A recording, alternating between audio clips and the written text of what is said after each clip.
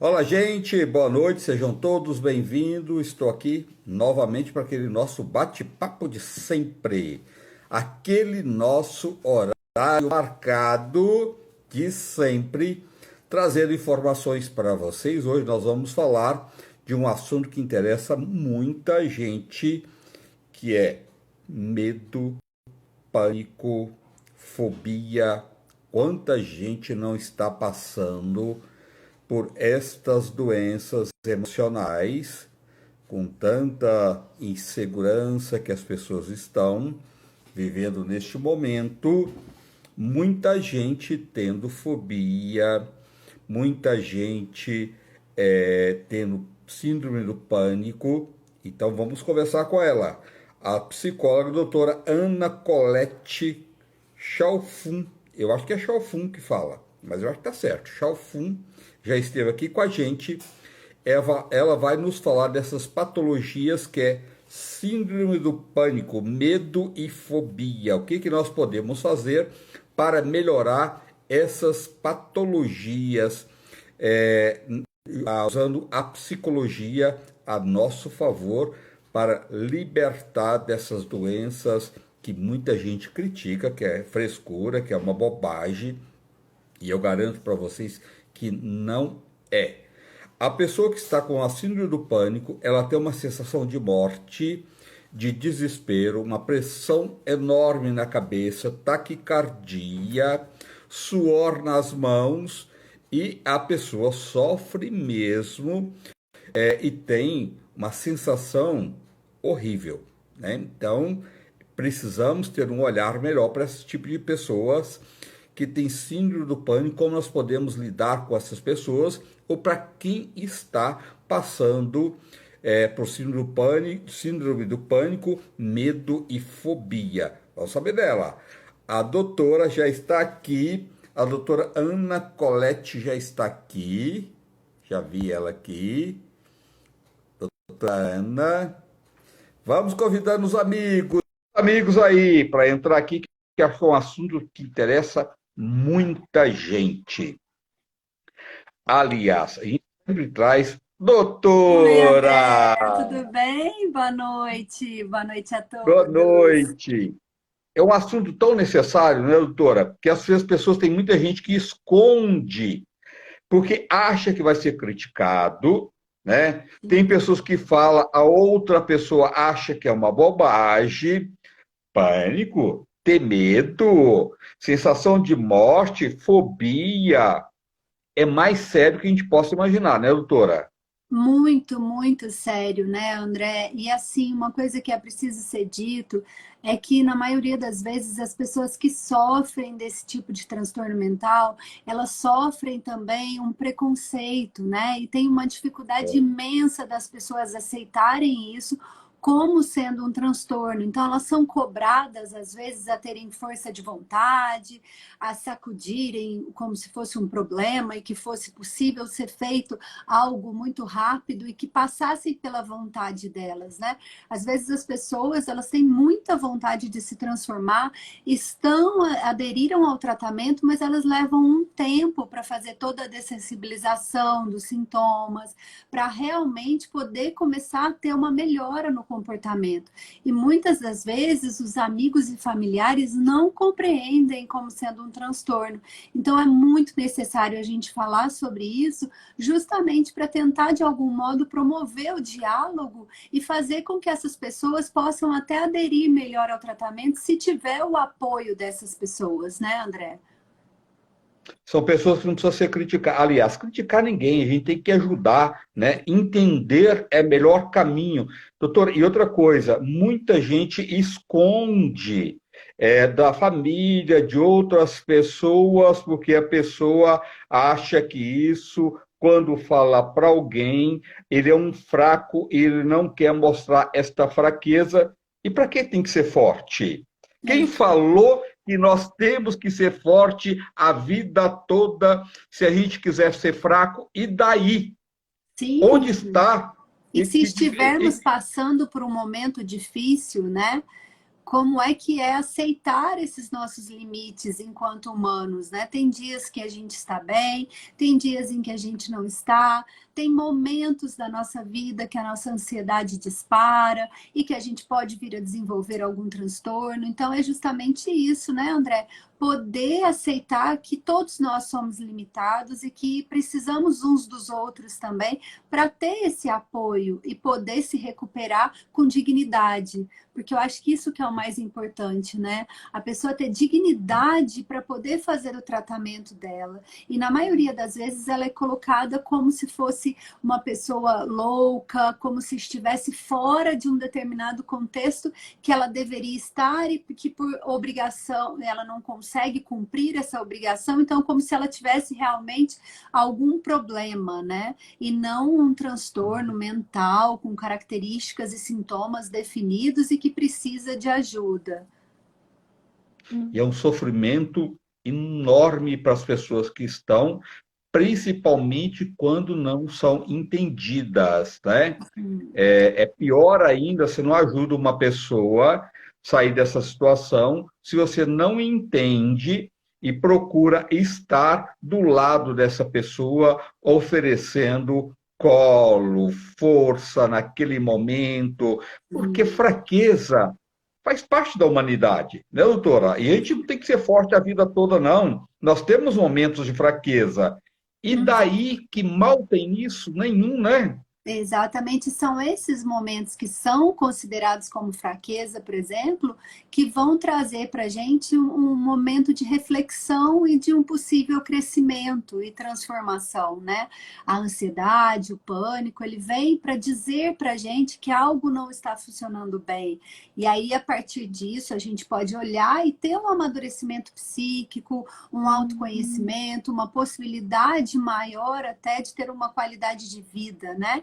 Então, é super importante a gente dar espaço para que a gente possa conversar sobre esses transtornos, para que a gente possa falar sobre o que está sentindo. Por exemplo, enquanto você estava falando, eu fiquei aqui, né, me recordando que um dos maiores sintomas, por exemplo, do transtorno do pânico é quando a própria pessoa, ela começa a perder o sentido e ela acha que ela está ficando louca. Então, imagina, ela já está nesse sofrimento, ela já está tendo o que a gente chama de uma despersonalização, que ela, às vezes, sente que o corpo dela, por exemplo, está saindo é como se ela tivesse o corpo saindo fora, né? Então imagina, a pessoa já está com esse sofrimento, com essa ideia, né, perdendo esse sentido, achando que ela pode estar enlouquecendo. Imagina se ela não tiver um espaço saudável para que ela possa falar isso. Se ela já é julgada como louca, aonde é que ela vai poder obter compreensão, né? E a busca de uma transformação disso. Então, é muito importante ter esse espaço em todos os âmbitos, na vida profissional, na vida familiar, com os amigos, que a gente possa estabelecer essa escuta ativa, sabendo que qualquer um de nós, a qualquer momento, pode vir a passar por isso. Então, a gente sempre indica que a gente possa estender a mão, porque a gente não sabe o dia de amanhã, né, André? Se vai ser um de É, nós que vai precisar dessa mão e às vezes é não vai verdade. ter. É verdade, doutora. E outra coisa, ninguém resolve ter pânico. Fala, resolvi agora, vou ter pânico. Agora eu vou ter medo. Agora eu vou ter fobia. Isso são acumulativos, né? Que Exatamente. aquela pessoa, vamos dizer assim no popular, vai engolindo sapo, vai engolindo, vai acumulando um monte de coisa e um dia isso vai acontecer que a pessoa que acumulou tudo isso dentro não colocou para fora, isso vai vir de alguma forma e pode ser dessa forma, né, doutora? Com pânico, com medo, com fobia, não é isso? Exatamente, né? Não é, eu gostei muito disso que você disse, André, é muito importante, não é uma escolha. Ninguém escolhe para chamar atenção, né? Ter uma crise de pânico, ou ninguém teatraliza isso, né? Até mesmo, por exemplo, nos casos de suicídio, hoje em dia a gente sabe que é um mito quando a pessoa diz que ela tem vontade de suicidar, não é que ela quer chamar atenção, né? Ela está realmente precisando da atenção atenção, porque ela está sentindo aquilo. A mesma coisa no transtorno de pânico ou nas crises de ansiedade. A pessoa está passando, por isso ela não consegue controlar esses sintomas. Então, eles acontecem, tem uma força maior até mesmo do que o consciente, né? Do que eu dizer, não, hoje eu quero ter um dia ótimo. Isso pode não Tá ocorrer, né? voltando. É. Doutora, só para as pessoas que estão em casa entender, medo, fobia, pânico, é tudo a mesma coisa ou pode ser pessoas que têm separadamente e pessoas que têm esse conjunto das três coisas?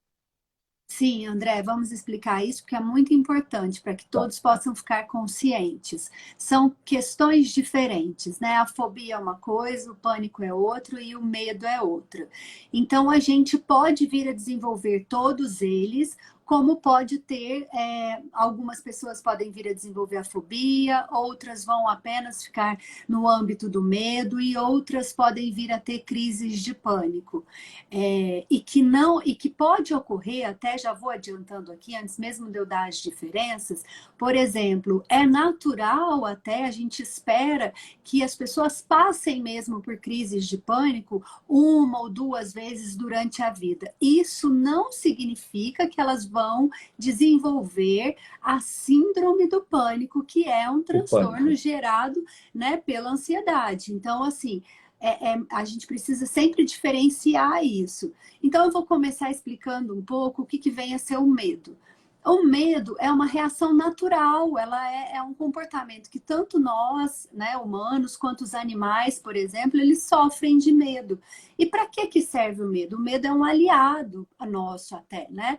Porque ele serve para que a gente possa se evoluir mesmo, para que a evolução aconteça. Então, como é que funciona isso? O medo, ele vem como um alerta, né? De repente, eu estou aqui e começo a perceber que tem alguém entrando aqui no consultório, então esse medo vai surgir para que eu possa ter uma reação, até mesmo física, química, que me possibilite tomar alguma iniciativa, por exemplo, e fugir, ou que de repente eu vou me render, vou entregar tudo que eu tenho.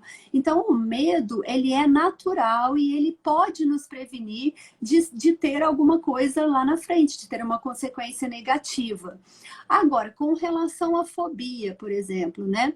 As fobias não necessariamente elas são como o medo, que é algo muito definido, por exemplo. O medo, ele tem um objeto real, eu já passei por isso, eu estou passando, por exemplo, durante um sequestro, um assalto, então eu estou sentindo medo. Agora, a fobia, por exemplo, para você ter uma ideia, tem pessoas que têm fobia de avião, mas na verdade elas nunca passaram por essa situação. Tem pessoas que nunca voaram de avião e já desenvolvem a fobia, só de pensar nisso. Então, o que acontece com a fobia? Ela tem esse objeto aí, ele não é tão concreto, pode ser uma criação ali do inconsciente que vai ter essa fobia relativa a alguma coisa, mas não necessariamente aquilo vai ser real. Só que para aquela pessoa, antes mesmo que aquele evento aconteça, ela já começa a sentir muita ansiedade, já começa a pensar nas possibilidades de evitar que aquilo aconteça. Então, você percebe o perigo da fobia? Por quê? Porque a pessoa começa a ficar evitativa. Então, vamos supor, se ela está com uma fobia social, que a gente percebe aí muitas pessoas que têm dificuldade de realizar uma situação social, de ter uma interação mais ampla.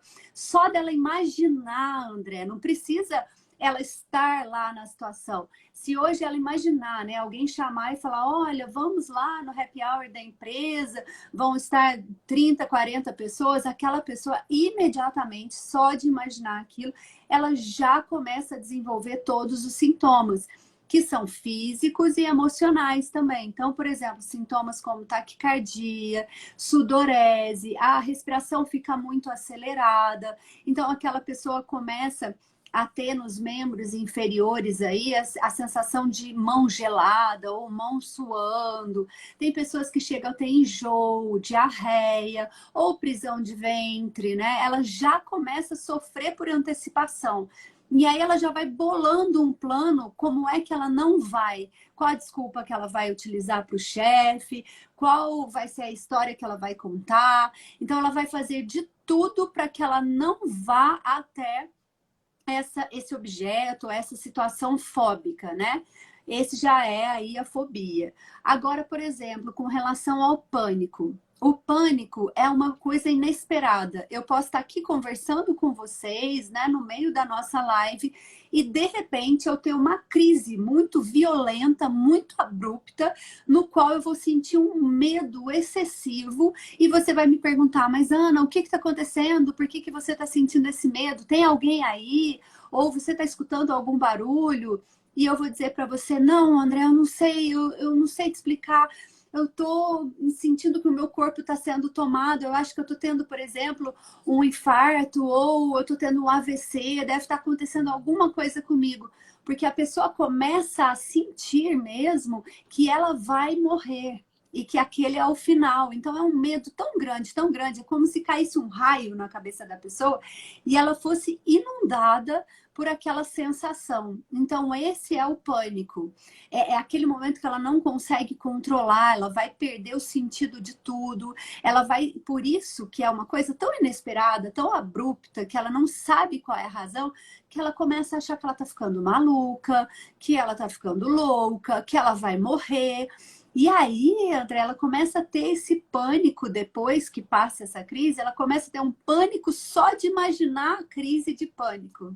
Então, imagina o Nossa, quanto sofrimento é isso, né? é, é verdade, é verdade. Doutora, e tem também aqueles grupos de pessoa que tem o pânico do novo, né? Mesmo aquilo que ele sabe, de repente vão dizer assim, vou chutar uma profissão, um engenheiro da computação que sabe tudo de computação, né? Uhum. Mas ele trabalha numa empresa e ele precisa, de vez em quando, é, colocar para os empregados algumas forma de trabalho novo, o que está acontecendo, renovando, tá? O Sim. novo, tá? Uhum. Esse pânico do novo, essas pessoas que têm medo do novo, mesmo ele sabendo que ele tendo capacidade de fazer, mas ele tem medo de expor o novo para qualquer pessoa. Sim, o que que acontece? Na maioria das vezes, o nosso cérebro, ele é inteligente e o que que ele quer? Ele quer poupar energia. Então, o que que significa isso? Que a gente recebe bem todas aquelas situações que já são rotineiras, porque eu já sei como fazer, o meu gasto energético, psíquico, vai ser menor. Então, o nosso cérebro, ele funciona buscando esse equilíbrio. Quando se propõe algo novo, inesperado, que a pessoa vai sair desse ponto de equilíbrio dela, automaticamente todos nós já vamos estar aí sobre o efeito de uma ansiedade. Algumas pessoas vão conseguir manejar essa ansiedade de uma maneira melhor, né? Elas vão conseguir fazer uma reflexão, falar, não, mas eu tô assim, meu coração tá um pouco disparado, é porque eu nunca fiz isso. Mas aí ela vai começar a entrar em contato com as qualidades, com as características dela. Por exemplo, esse engenheiro, ele vai falar, ah, mas se lá na hora alguém me fizer uma pergunta e eu ficar nervoso, eu posso respirar, tomar uma água, falar que eu estou fazendo uma conexão, que esse processo é realmente novo e pensar, eu tenho muita experiência, eu tenho 15 anos de engenheiro, já trabalhei assim, assim, assim. Então, essas medidas, né, vão trazendo a segurança para essa pessoa de novo, o que é muito importante. Então, quando as pessoas estiverem tendo esses ataques aí, essa possível crise de ansiedade frente ao novo, isso pode ser benéfico, porque se tiver sem ser patológico, sem ser uma ansiedade que esteja extrema, ela vai te ajudar, por exemplo, antes de uma grande apresentação, que você pense, levei meu computador, estou com todos os recursos, estou com meu fone de ouvido, tem uma pessoa que pode me ajudar caso caia a luz. Essa ansiedade, ela é boa por isso, porque ela vai te ajudar realmente a fazer ali uma lista de coisas. Agora, Vamos supor, André, que essa ansiedade do novo, ela não esteja acontecendo só em momentos mais diferenciados. Ela começa a acontecer no meu dia a dia. Você me passa um endereço para eu ir num médico e eu nunca fui, e isso já me gera um desconforto muito grande. Quando isso chega nesse nível, que é um nível cotidiano e que já atrapalha a funcionalidade, aí a gente tem que começar a prestar atenção e tem que pedir ajuda para um profissional. Por quê? Porque aí você já está sujeito a ter prejuízos. Essa ansiedade já deixou de ser boa, preparatória, para que você possa ter mais segurança na hora, para ser até algo que não era para estar gerando ansiedade, gere essa ansiedade e já começa a te atrapalhar. Então, a gente tem sempre que observar a intensidade com que esses sintomas estão acontecendo na nossa vida. Se eles estiverem acontecendo sempre e sem uma questão óbvia, né? Aí a gente deve se preocupar e procurar ajuda. Aquela pessoa, doutora, profissionalmente, que ela é super capaz, mas que ela, qualquer novo, ela começa a não dormir mais, ela, todo mundo acredita nela, quem não está acreditando é ela mesmo, né? Nesses momentos, né? Que a pessoa começa a não conseguir dormir, achar que vai dar tudo errado, que será que eu vou conseguir? Eu não estou dormindo porque eu fico pensando naquilo, eu sei fazer muito bem aquilo. Também você colocou de uma forma que pode ser saudável, mas quando parte para este lado não é mais saudável, né, doutora? Não, aí já temos De sofrimento, né? uma desproporção. Exatamente. Por quê? Porque, por exemplo, coisas que cotidianamente ela poderia fazer sem sofrer esses ataques de ansiedade, né? E aí ela tem que já prestar atenção, porque não é natural você sentir isso o tempo todo. E aí já está, por exemplo, nesse caso que você trouxe, André, já está associado a uma falta de confiança, a uma autoestima que não foi trabalhada, que está muito baixa. Então, essa pessoa possivelmente está tendo essas crises de ansiedade porque ela não confia em si mesma, porque ela ainda não encontrou ali as características, as ferramentas que ela tem. Todo mundo enxerga, mas ela mesma não consegue enxergar. Ela Então, não. não isso é muito triste, né? Mas é passível de se construir novamente, de se fortalecer essa autoestima. Então, fazendo um tratamento psicoterápico, é sim possível restabelecer isso e começar a ter uma vida mais saudável, sem que a ansiedade domine tanto, né? Não ficar nesse sofrimento que é terrível, né? Ninguém merece viver no sofrimento, né? Doutor, a culpa acumulada pode levar a tudo essas patologias também? Sim, André, deixa eu só falar uma coisinha antes, que esse Tá. sofrimento que a gente não falou ainda, que eu acho super importante, porque esse sofrimento ele não é individual, né, André? Por exemplo, um pai de É, família que fica o dia inteiro tendo pensamentos negativos, obsessivos, que a gente chama, com excessivas preocupações. Ai, será que eu vou dar conta de pagar as coisas?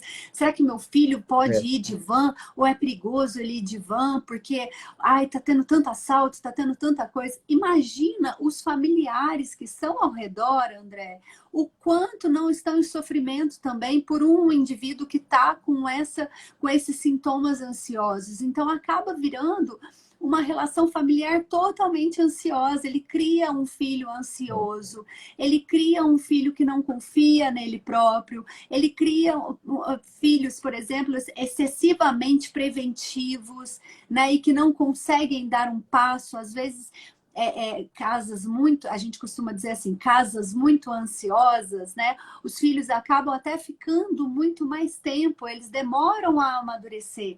Então você vê, às vezes, filhos com 30, 40 anos que ainda não saíram de casa. E aí, quando você começa a É. investigar, você vai ver que são filhos que tiveram pais ansiosos. Então, o quão danoso e prejudicial para toda a família é essa ansiedade, né, André? Acho que isso que é o mais importante a gente falar. Então, se alguma pessoa Sim. estiver em sofrimento, ela precisa, principalmente se for pai, mãe ou responsável, os cuidadores da casa, ela precisa procurar ajuda para transformar esse ambiente não só para ela, mas porque provavelmente está tendo consequências muito negativas, né, nas pessoas que dependem delas. É, Muito bem colocado, doutora. Eu acho que a gente tem que começar a prestar mais atenção no outro, né? Às vezes a gente fica só criticando. Ai, fulano só fica tocado no quarto, fulano não fala, fulano faz isso, sabe? A gente só vê esse lado, mas não sabe o porquê esse fulano está agindo daquela forma. Quando você não está bem com você mesmo, eu acho que você não fica bem com o outro, você não fica bem nem com Deus. Até a fé da gente, ela fica fraca, né? Então, a gente precisa estar bem com a gente para a gente estar bem com o outro, né? Então, a gente precisa prestar mais atenção no outro, né? E saber lidar melhor e ajudar mais essas pessoas que têm essas patologias que você acabou de colocar agora, né, doutora? sim, é muito importante, né? Principalmente se estiver vindo de cima para baixo, porque aí vai estar É, orientando toda a família e o destino daquela família toda. E aí o que que um é. adolescente vai poder fazer perante pais ansiosos? Nada, porque ele depende financeiramente, ele ainda não tem nem a consciência do que está acontecendo, né? Então cabe aí aos responsáveis familiares sempre estarem se olhando, né? Olhando se não estão excedendo em algum momento, se realmente não estão muito ansiosos, muito deprimidos ou desenvolvendo fobias, né? É muito importante a gente estar o tempo todo se questionando para que a gente possa criar uma família mais harmônica e saudável. Doutora, nesse caso é bacana, não importa, até um adolescente hoje está muito rápido, né? Quando você vê seu pai ou sua mãe ou um amigo, alguém da sua família, que era, poxa, ele era assim, agora ele está totalmente diferente, está uma pessoa fechada, está uma pessoa triste no dia a dia, a pessoa quieta, a pessoa não está bem. A gente olha para a pessoa, essa pessoa não está feliz. Não é bacana também aproximar dessa pessoa com inteligência, não criticando, mas conversar mais com essa pessoa, mostrar, olha, eu estou aqui do seu lado, viu? Conta comigo, conversar, chamar para dar uma volta, tirar aquela pessoa daquele mundo, e entrar um pouco mais na vida daquela pessoa de uma forma inteligente, sem criticar, né? Mas de uma forma que você vai ajudar e dentro de um tempo também não ter essa pressa no primeiro dia já querer é o processo, né? E até chegar um ponto dessa pessoa que ela pode se abrir com você, eu estou passando por isso, estou me sentindo isso, e você orientar, por que não faz uma terapia, pai, ou mãe, ou irmão, não importa quem seja, ou amigo, né? Por que não fazer uma terapia, sabe? É bacana, terapia é uma coisa que faz bem, vai te fazer bem para você, sabe? Eu também gostaria de fazer, até colocar no lugar do outro, não ajudaria muito isso? Muito, André, muito, né? É sensibilizar aquela pessoa, porque às vezes quando a gente está sob sofrimento, a gente justamente não tem esse distanciamento, a gente não consegue se olhar, porque a gente está sobre fortes emoções. Então, uma pessoa próxima, com todo o carinho do mundo, com todo o acolhimento, chegar para ela, mostrar, olha, às vezes, desculpa, gente, às vezes mostrar mais fatos, sabe? Olha, eu tenho percebido que você diminuiu a frequência das suas atividades que geravam prazer. Eu tenho percebido, eu não estou aqui para julgar, mas eu queria só abrir essa conversa com você. Eu tenho percebido que você tem bebido em excesso, fumado em excesso. Está acontecendo alguma coisa com você? Como é que a gente pode conversar? Você precisa de alguém? Eu estou aqui. Mostrar, olha, hoje a população, né, está conversando muito sobre saúde mental. Então, assim, vamos assistir uma live comigo. Deixa eu te mostrar. Tem estatísticas de ansiedade, mas para tudo isso existe tratamento, existe apoio. A pessoa aí se amparando também nos fatos que estão acontecendo, para que aquela conversa possa ter um direcionamento. Ela vai fazer muito isso sem esse julgamento, com muito acolhimento, né? E mostrando que é possível estabelecer uma via de tratamento e de possível transformação para aquela pessoa, que às vezes está tão desmotivada que não acredita É. mais nessa possibilidade.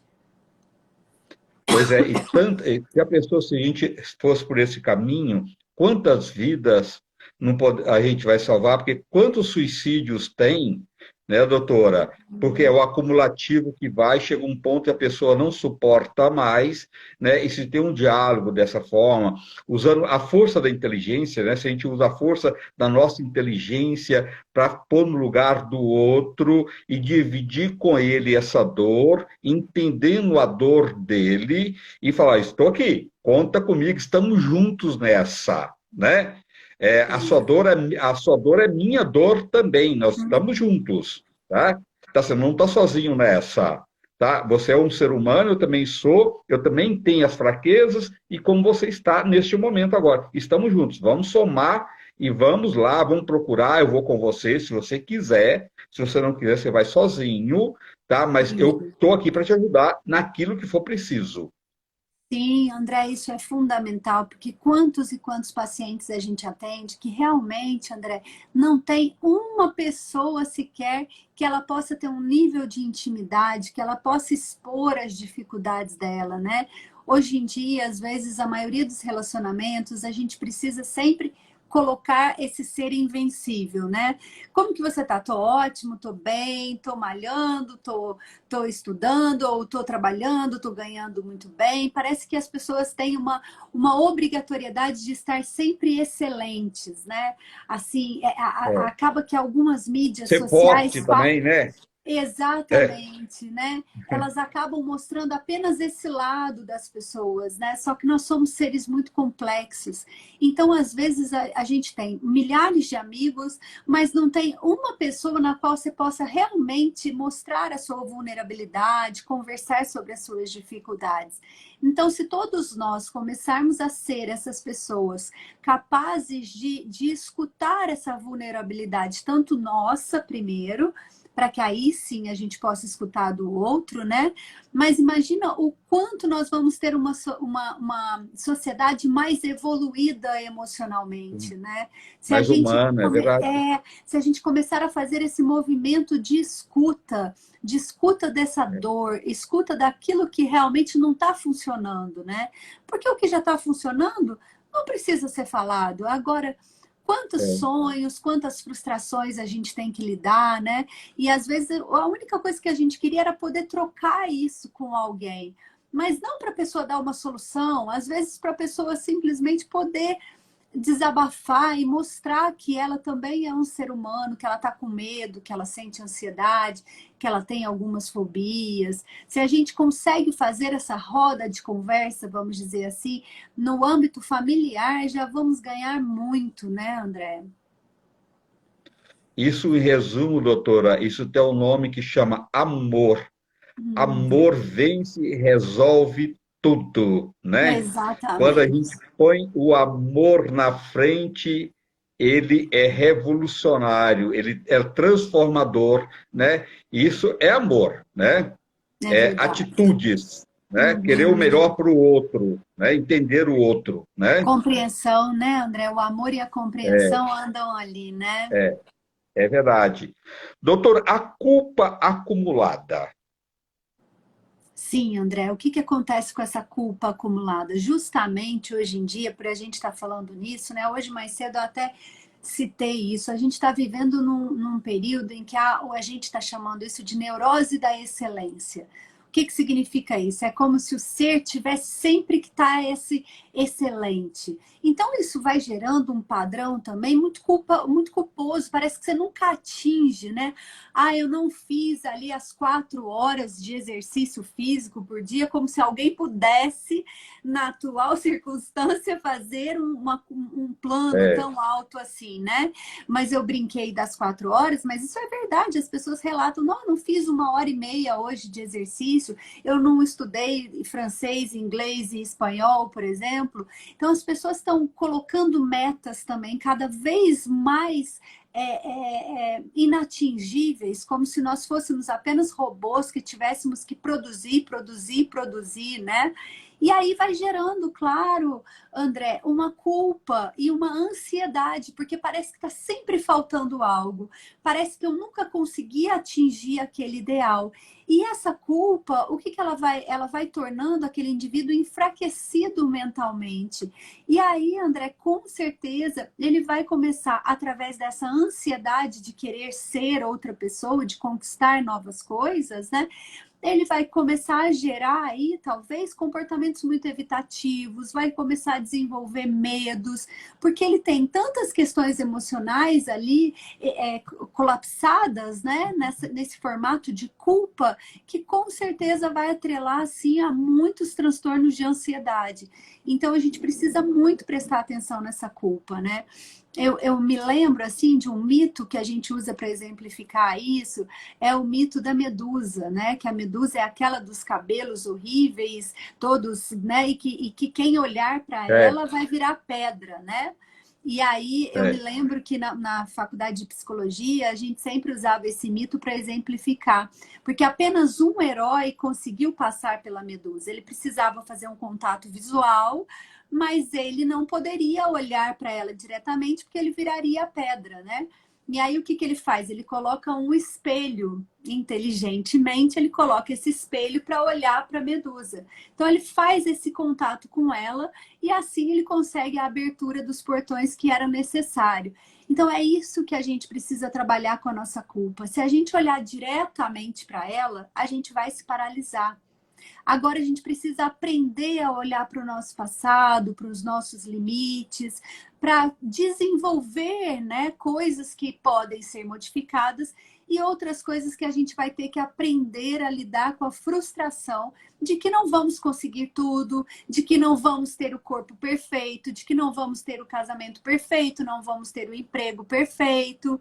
Então eu acho que a gente Não é precisa. bom em tudo. A gente nunca é bom em tudo na vida.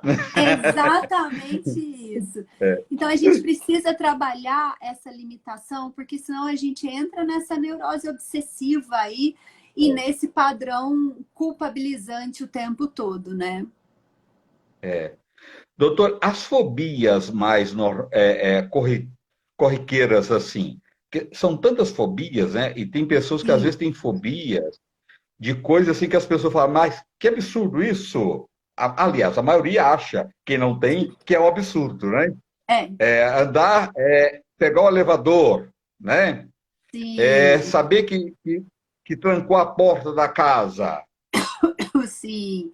A gente tem algumas fobias mais conhecidas hoje, né? Assim, como mais conhecidas não, que acontecem mais comumente, né? Vamos dizer, por exemplo, a fobia social, que é essa fobia de situações sociais. Então, qualquer tipo que necessite de uma interação social maior, o indivíduo já vai se sentir aí com muito medo, com muito receio e vai fazer de tudo para que ele não chegue nesse compromisso aí, né? Então, essa é uma fobia que atinge grande parte da população aí, infelizmente, né? Outras fobias que a gente tem, assim, a agorafobia, que significa aquela fobia da pessoa que, se não for um local que ela se sinta seguro, ela pode começar a desenvolver um medo, uma fobia de sair desse local. Então, ela vai deixar de ir, por exemplo, em vários locais, só dela imaginar que vai ser difícil para ela de se locomover ali, dela encontrar a saída. Então, essa é uma das fobias também que atinge grande parte da população. A gente tem a claustrofobia, que é o medo de ficar ali, né, preso em algum determinado local. A gente tem fobias de animais, né, baratas, aranhas, cobras, cachorros. Tem gente que tem fobia de cachorro, tem gente que tem fobia de gato. Então, são fobias comuns aí que a gente vê acontecendo com muita gente. Tem fobias também, assim, que não são tão comuns, né? Pelo menos não são tão faladas, mas que elas atingem muitas pessoas. Por exemplo, fobia de agulha, de sangue, Muitas pessoas têm é. muita fobia, vai fazer exames, né? E elas sofrem muito com essas fobias. Tem fobia até que hoje em dia a gente chama da nomofobia, que é uma fobia que provavelmente muitos de nós estão aí com uma grande propensão, que é uma fobia de se sentir incomunicável. Então, se ela imagina que ela perdeu o celular, ou que ela não está, ou se ela, né, só dela sentir isso, ela já começa a passar mal. Mas aí como que eu vou fazer se eu ficar sem meu computador, se eu ficar sem o meu celular? Se eu passar mal, né? Ela já começa a desenvolver. E aí É. tem fobias de altura, fobias de elevador, como você citou. Quer dizer, uma gama, né, de fobias. E o que é mais importante é a gente conversar aqui, André, com estudos científicos, né, acontecendo sobre elas. Quer dizer, não é uma invenção daquela pessoa. Tem diversas Sim. pessoas passando por essa situação. Hoje em dia, diversos profissionais debruçam nos livros todos os dias para encontrar as melhores formas de tratamento, para a gente entender o quão doloroso é e o quão real é isso, né? Então, se tiver alguém É. passando por alguma dessas coisas, não se sinta isolado. Saiba que muitas pessoas estão passando pela mesma dificuldade e que nós, profissionais de saúde, reconhecemos isso como sendo um processo doloroso de sofrimento e que estamos sempre em busca de novos tratamentos, né? Isso para a gente marcar aqui a realidade dessas fobias, o quanto não é frescura, né? Você começou hoje a live com essa É. frase e é muito importante, porque o que mais a gente ouve, né? Às vezes chegam pais no consultório e falam para mim assim, ai, doutora, meu filho tá com uma frescura, agora eu tenho medo É. de sair, né? E a gente fala, não, mas isso não é uma frescura, isso é um sofrimento É. real. Sofrimento, é verdade, é. Uhum. Doutora, eu tenho um caso que eu conheço de uma amiga, uma conhecida nossa da minha família, que ele tem, ele, uma ocasião, eles moram numa casa, num apartamento, embaixo é uma padaria, tá? Desce uma escadinha, já está na Uhum. padaria. A esposa trancou a porta e foi pegar pãozinho na padaria, tá? É coisa de minuto, ele desceu uma escadinha, entrou na padaria, Tá. tá? Ele sabe que ela foi lá e pegar o pão, tá? E ia voltar. E ela trancou a porta. Quando chegou, ele estava. Ela falou assim que estava tão branco que Nossa. se ela demorasse, ele ia pular. Ele ia na janela, ele ia pular. Tá? É Uhum. uma coisa, você vê, não é porque a pessoa quer, não é Sim. frescura, né? Porque ele sabe que a esposa desceu ali e entrou na padaria e ela ia voltar, que ele só ia fazer aquilo, mas ele Sim. estava preso. Uhum, Então, assim, imagino. cada um tem um sentimento de uma forma e o sentimento de cada um, essa dor, né? Ela tem que ser respeitada e ser cuidada, né, doutor? Tem que ser tratada, né? Tem que ser tratado. Olha isso, imagina, né? O sofrimento que É, essa pessoa estava, que foi capaz de mobilizar os órgãos ali, né? E de promover é, todos esses sintomas físicos. E às vezes a é, pessoa tem esses sintomas físicos e não tem a consciência por que ela está sentindo isso, né? Que aí já estamos no é, terreno é, da síndrome do pânico, por exemplo. Nas fobias, geralmente a pessoa sabe que ela está com aquele medo relativo a alguma coisa, né? Mas olha isso, que sensação difícil. E para a esposa e difícil. para ele, né? Imagina a esposa também tendo É, que lidar com isso, né? Imagina como ela não ficou ali se sentindo responsável, sem talvez não sabendo como lidar, né? é muito delicado. Por isso que tem que entrar um profissional aí, tem que procurar ajuda sim, porque sem ajuda só pode piorar e tem tratamento, tem cura, né, doutora? Cada Isso, caso é um caso, mas tudo tem é, cura, né? a gente não diz que como a fobia é um transtorno crônico, né, que vai ser sempre, mas a gente não fala em cura, mas a gente diz que a pessoa vai aprender a lidar com a A fobia conviver com aquilo. e a controlar os sintomas, vamos dizer assim. Quando eles acontecerem, ela vai ter sempre um plano B, o que eu faço agora, como é que eu reajo, por exemplo, e aí aquilo não vai evocar tão fortemente, por exemplo, ficando branco ou tendo uma taquicardia muito forte, né? Ela vai conseguir, ao longo da vida, ir equilibrando esses sintomas e lidando melhor com eles. Doutor, se uma pessoa passa por um momento desse, Uhum. tá?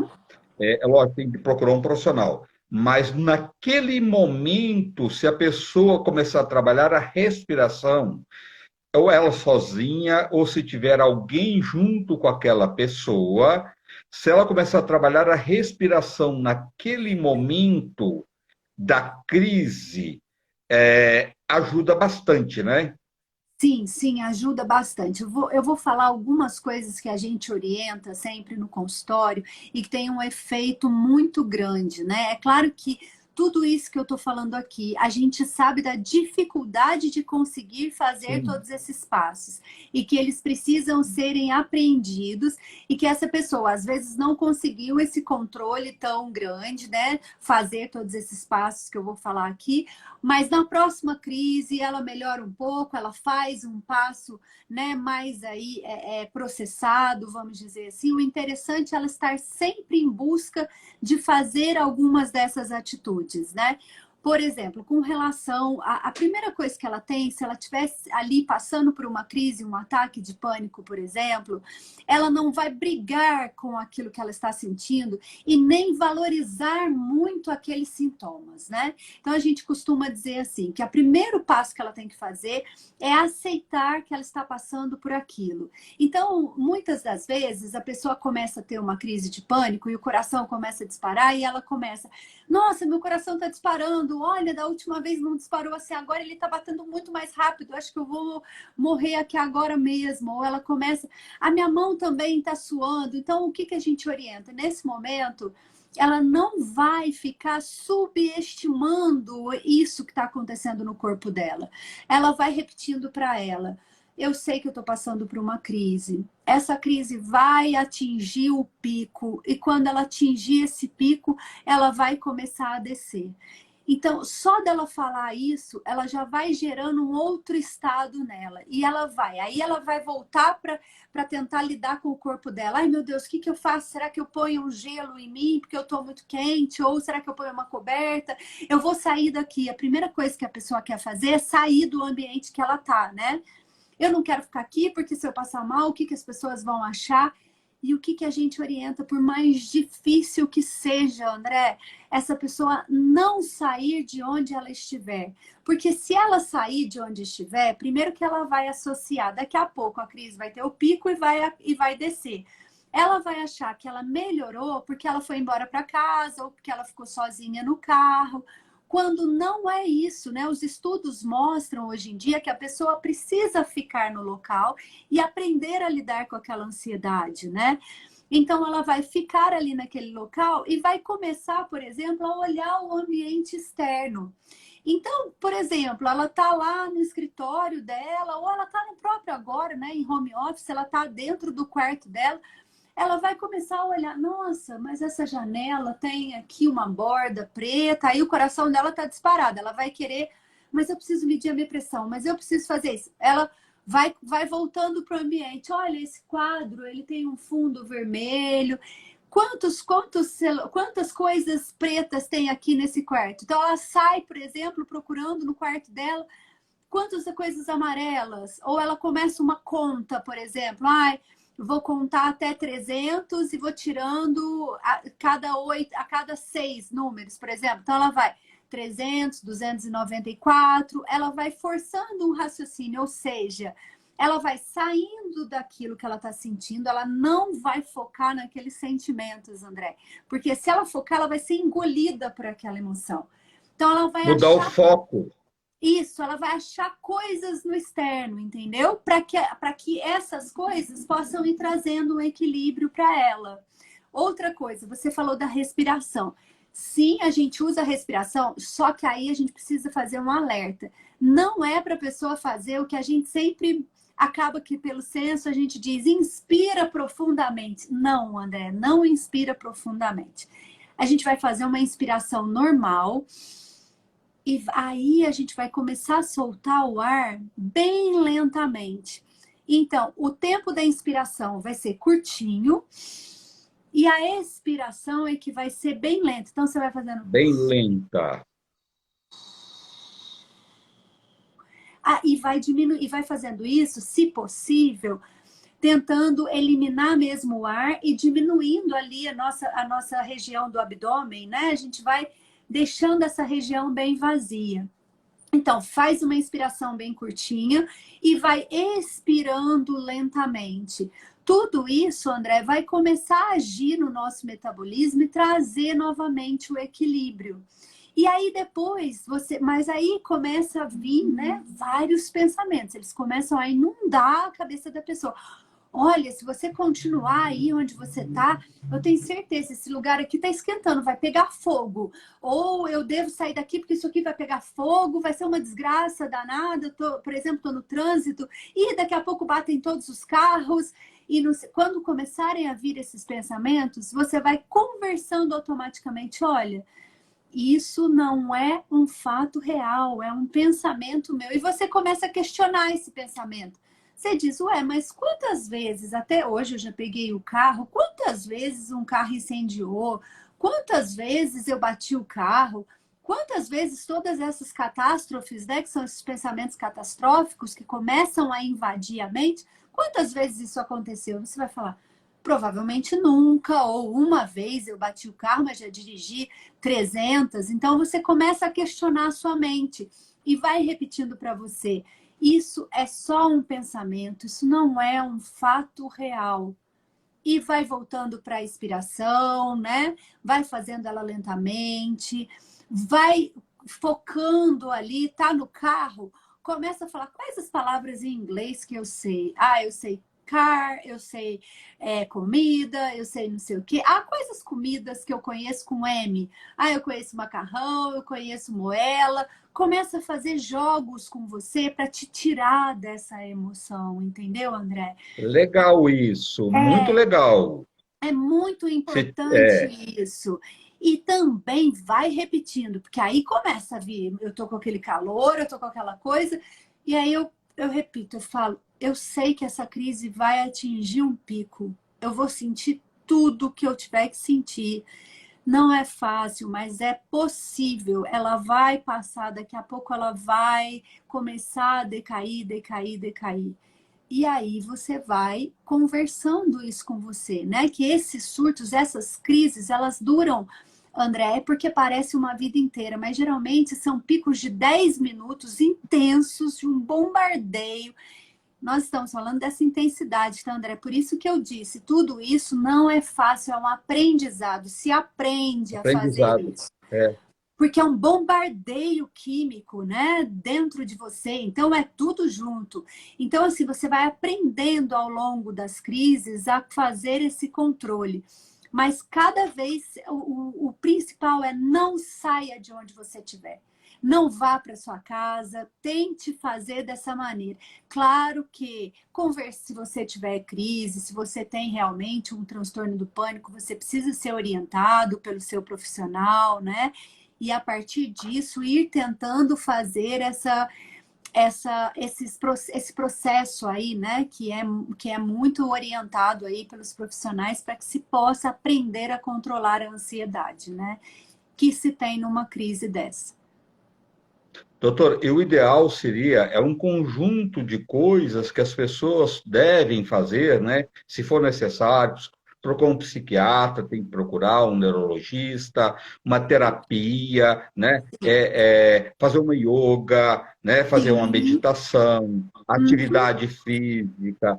A gente já tem estudos também que mostra que se tem grupos de alimentos, né, que ajuda muito no seu lado emocional. Quer dizer, é um contexto, né, doutora? Esse Sim. todo que vai ajudar muito essa pessoa a melhorar tudo esse síndrome do pânico, depressão, medo, fobia, né? Você vai saber a lidar com esses sintomas, não é isso? Exatamente. E aí você vai estar cuidando integralmente de você, né, André?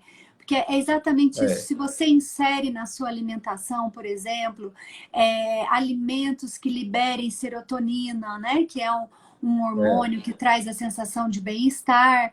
Tanto é que alguns dos remédios, né, são muito apoiados nesse processo da liberação aí da serotonina para ajudar a pessoa a diminuir a ansiedade nessas crises, a não ficar tão reativa aos sintomas, né? Então é esse conjunto. Hoje em dia a gente fala sobre saúde como sendo esse conjunto integrado aí, né, André? Porque senão realmente não funciona. Se a pessoa só tomar o remédio, ela pode ir diminuindo, mas ela não aprende a lidar com aquilo, por exemplo, né?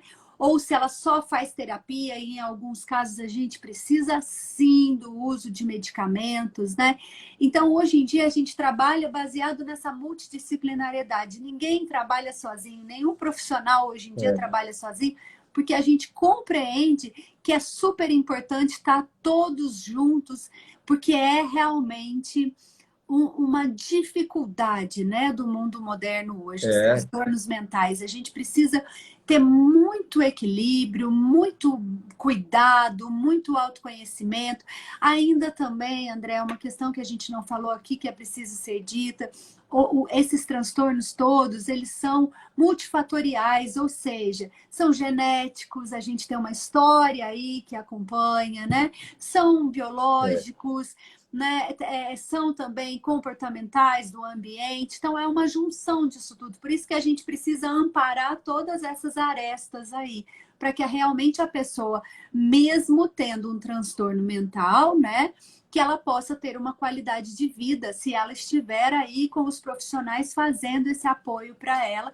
E principalmente, André, não é só ter os profissionais, é ter a aderência ao tratamento, né? Porque muita gente tem condições, então tem vários profissionais, ela vai em vários terapeutas, faz tudo, só que ela vai toda semana em tudo, mas ela não faz exatamente nada.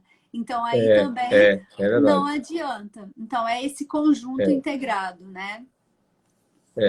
E esse momento que a gente está de incerteza, de insegurança, com a Covid, com viroses, agora a gripe, vem isso, vem aquilo, isso também, as pessoas já têm uma tendência, piora muito, né, doutora?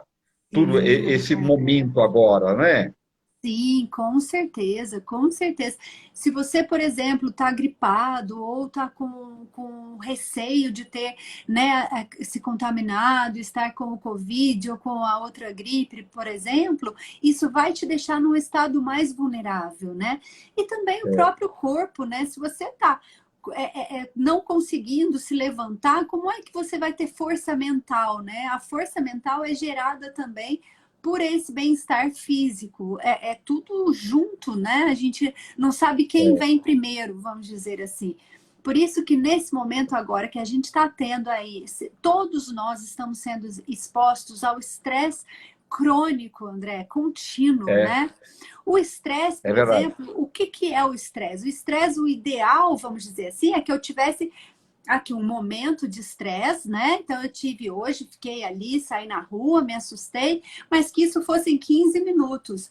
Hoje em dia, André, a gente está o dia todo com estímulos estressantes, né? Com medo de perder um familiar, com medo de, será que eu abaixei a máscara? Será que eu coloquei o dedo no meu olho? Eu passei a mão? Então, imagina isso, a gente tem que buscar muito aí esse equilíbrio corporal, físico, mental, emocional. Para quem tem as práticas religiosas, fazê-las, né? Porque tudo isso Sim, maravilhoso, Sim, porque tudo isso vai ajudar a pessoa a fazer frente a todos esses estímulos estressores que estão o dia todo, né? Aí, e há 2 anos que eles se intensificaram ainda mais, né, André?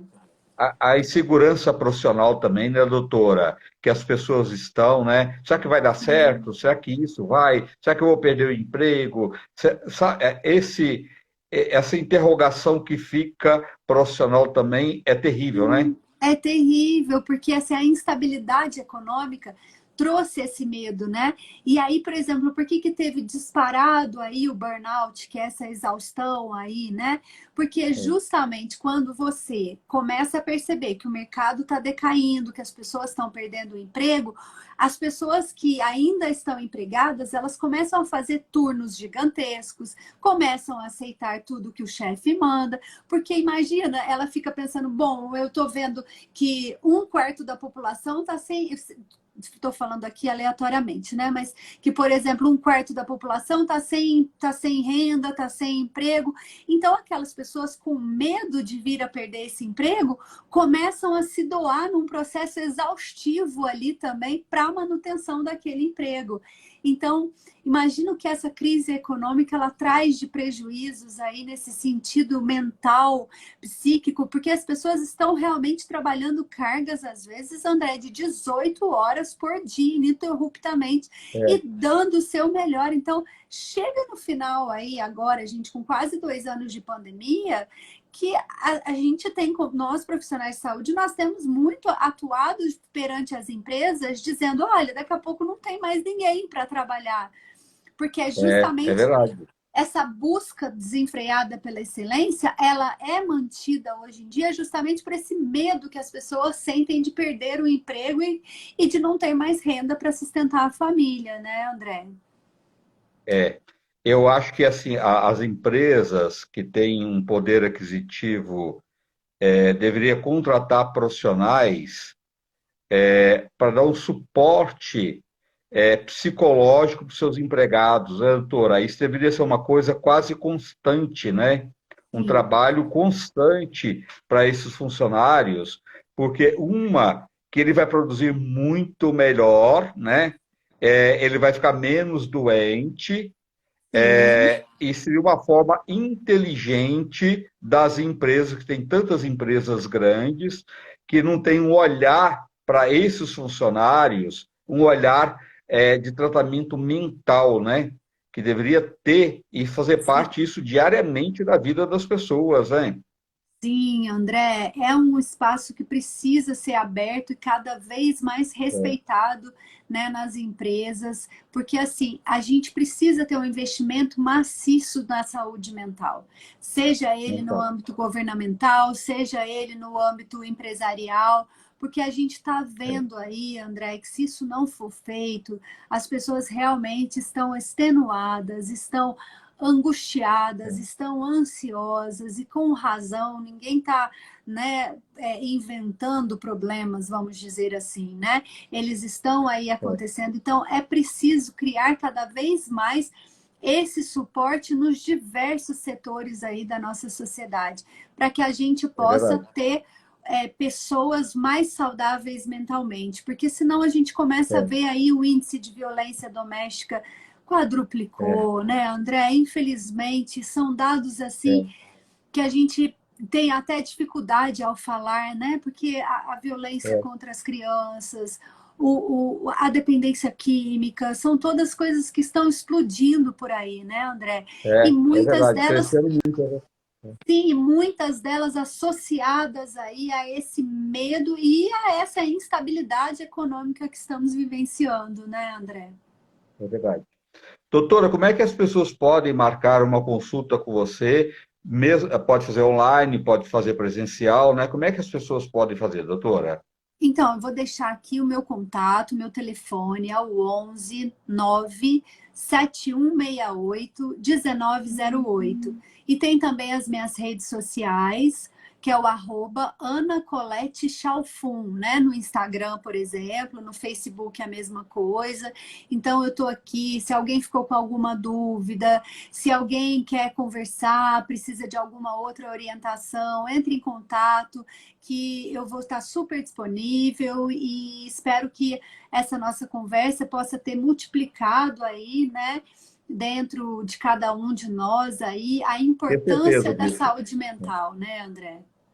É verdade. Nós estamos aqui sempre dispostos, você, como tantos profissionais, vindo aqui, tirando seu tempo para orientar as pessoas, que eu acho que isso é tão importante, tão grandioso, porque as pessoas bem informadas, né, você chama atenção. Ela fala, pô, por que o meu pai está dessa forma? Olha, eu assisti uma live com a doutora e com o André, e ela colocou, eu vou começar a prestar atenção no meu pai, no meu marido, no meu amigo, né? Eu não prestava, não tinha esse olhar. Então, é isso que a gente quer fazer, tocar o coração das pessoas, né? Para que todo mundo seja melhor como pessoa, né? E que possa resolver tudo à base do amor, né? Chega de violência, né, doutora? É Sim, amor mesmo, né? Que vai resolver tudo isso, né? com E certeza, tratar, não tem outro André. caminho. Doutor, é 971 68 1908. 1908, Isso. né? Ó, então marca o telefone da doutora Ana Colette, 011, quem for São Paulo, fora de São Paulo, 971 68 Isso, André. Aham, 7168. 7168 1908.